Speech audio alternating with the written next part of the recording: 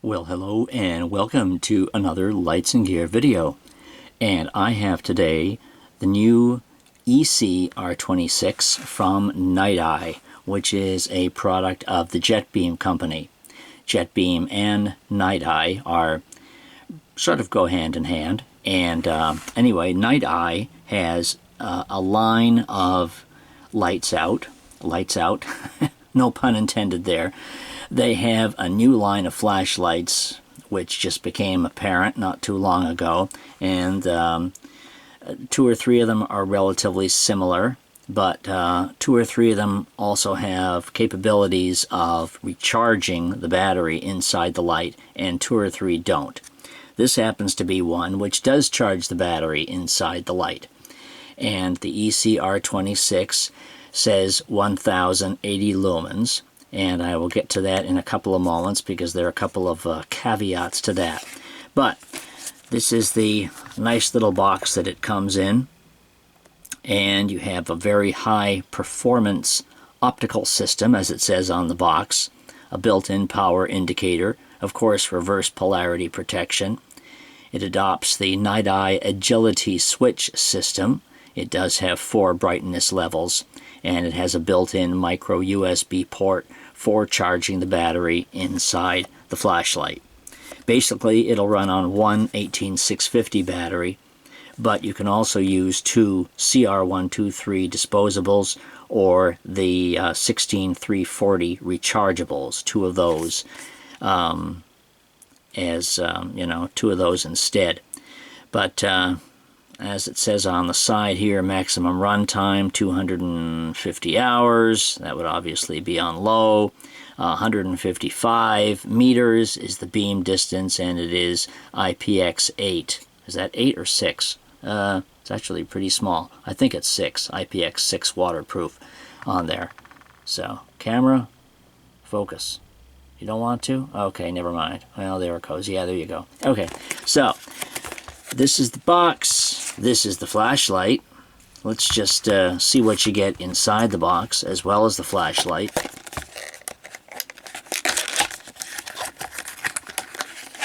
A couple of accessory items here. Warranty card, certificate of approval. Here is the mini or the micro USB cord. Very small, by the way, terribly small. I mean, I'm sure you probably have a bunch of these lying around the house from other devices, so you don't have to use the one you get in here if you don't want to. And you've got the warranty card here. You've got these. You've got a spare USB switch here, a cover switch, and a couple of spare O-rings. And here is the user manual. Now, a couple of things you will see missing in this. Niteye does not provide a pocket clip, although there is room for one right here. They do not provide one, nor do they provide a lanyard, of which the space is right here in which to thread it through. There you go. But there is no lanyard and there's no pocket clip. I think there's a possibility of adding them on as a separate purchasable item, but I've not seen that that's available from every seller yet. So anyway, that maybe at some point they will. Anyway, here is the power switch, and it's the only switch that operates the light. And on the other side is the USB port. Pull that open, there you go. And you get the spare switch cover for that inside the package. So inside you have a spring for the tail cap. This will accommodate either a flat top battery or a button top battery. So either or will work. Can't really see down in there too well. It's kind of dark. Let's take the head off. And there you have a little spring there, and there's your tube. So there's your whole assembly. It does have reasonably good knurling along the side here. It's a very small profile light for an 18650, and it fits nice in your hand just like that. my hands aren't terribly large, so for me it fits just great in the hand, just like that. So let's put in the battery. We'll use the button top here. It also has a low battery power indicator.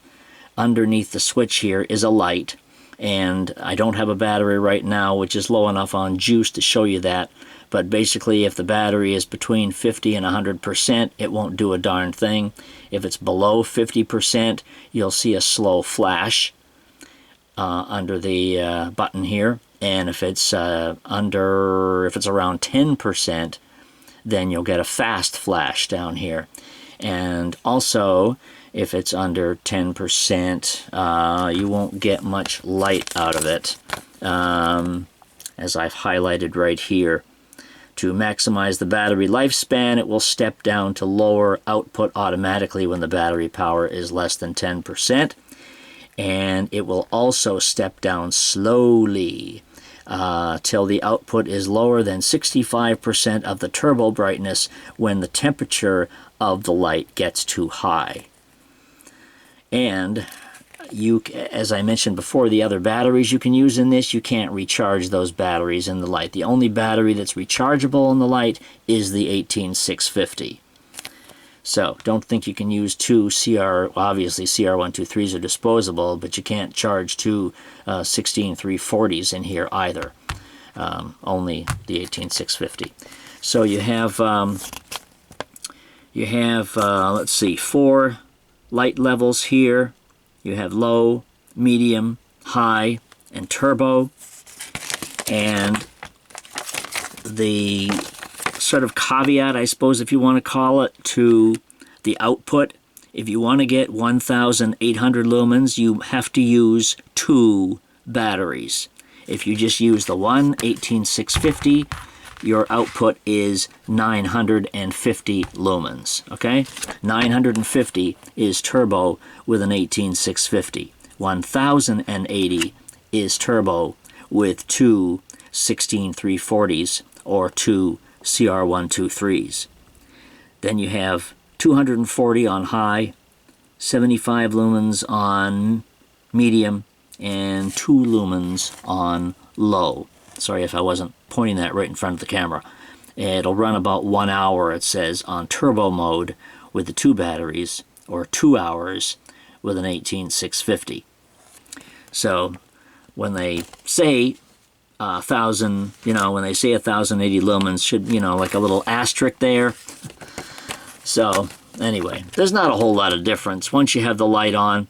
I'm going to take some pictures of that to see if there's much difference between 950 and 1,080, but there really isn't to the naked eye. You really won't see that much of a difference, to be quite honest. So let's see here. How much does the flashlight weigh? And it has a battery in it right now. Not very much. As a matter of fact, it's exactly 1,000 grams. Yeah, with a battery, 999, 1,000 grams with a battery in there. And it's not very long, as you can tell. Only about, actually, it's just less than 4 inches. Just less than, just a tad, just a hair under 4 inches long. So very nice size. Let's take a look at it here as we turn the switch on. Now to operate it, you press and hold the button. If you just press it like that, well, not doing, well, it is doing something, only because I got a bit confused because I kept pressing the button.